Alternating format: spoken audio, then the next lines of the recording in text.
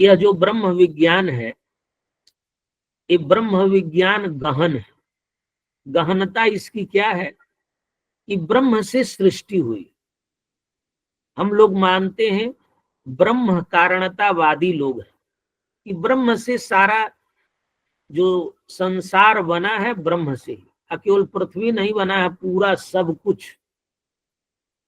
और एक विज्ञान है जो दूसरे ढंग से सोचता है कि संसार कैसे बना है।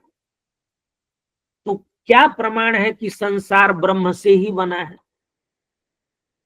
इसी को हम ब्रह्म विज्ञान कहते हैं। ब्रह्म से संपूर्ण सृष्टि हुई है, उसकी प्रक्रिया को समझो।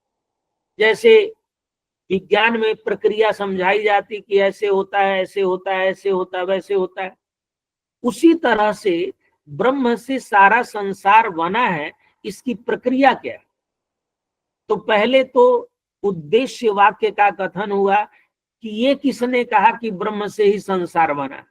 कहा श्रुति कहती है, स्मृति कहती है, पुराण कहते हैं। तो इसलिए वाक्य दिया, एकम वा इदम विबभूव सर्वम। दूसरा वाक्य दिया, सर्वम खल्विदम ब्रह्म। तीसरा वाक्य दिया, एकमेवा द्वितीयम ब्रह्म।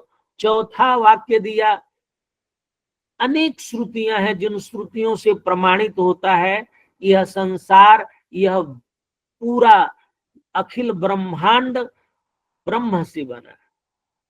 इसी को उन्होंने कहा कि वही चार रूपों में, नाना रूपों में कैसे अभिव्यक्त होता है। उन्होंने कहा इन वचनों से, मंत्र ब्राह्मण वचनेभ्य ब्रह्म एव इदम एकम एव, एक ही ब्रह्म है, उसी ब्रह्म से सारा बना। तो कैसे बना? तो कहा सत नाना व्यपदिश्यति, नाना रूपों में दिखाई देता है, नानात्व दिखाई देता है। तो प्रक्रिया नहीं समझ में आती कि बनता कैसे। नाना तो पेड़ कैसे ब्रह्म से बन गया, आदमी कैसे ब्रह्म से बन गया, मिट्टी कैसे ब्रह्म से बन गया। तो उन्होंने कहा कि इसको हम चार रूपों में, चार पादों में डिफाइन करें। ये भी सब टेक्निकल टर्म है। कहा पुरुष, परात्पर और निर्विशेष। आज के व्याख्यान का यही विषय था।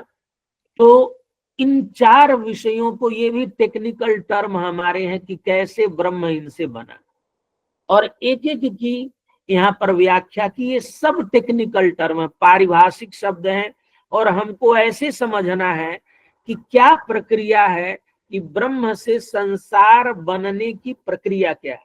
ये नहीं प्रक्रिया है कि पहले संसार बन गया, फिर संसार वालों ने मिलके ब्रह्म बनाए।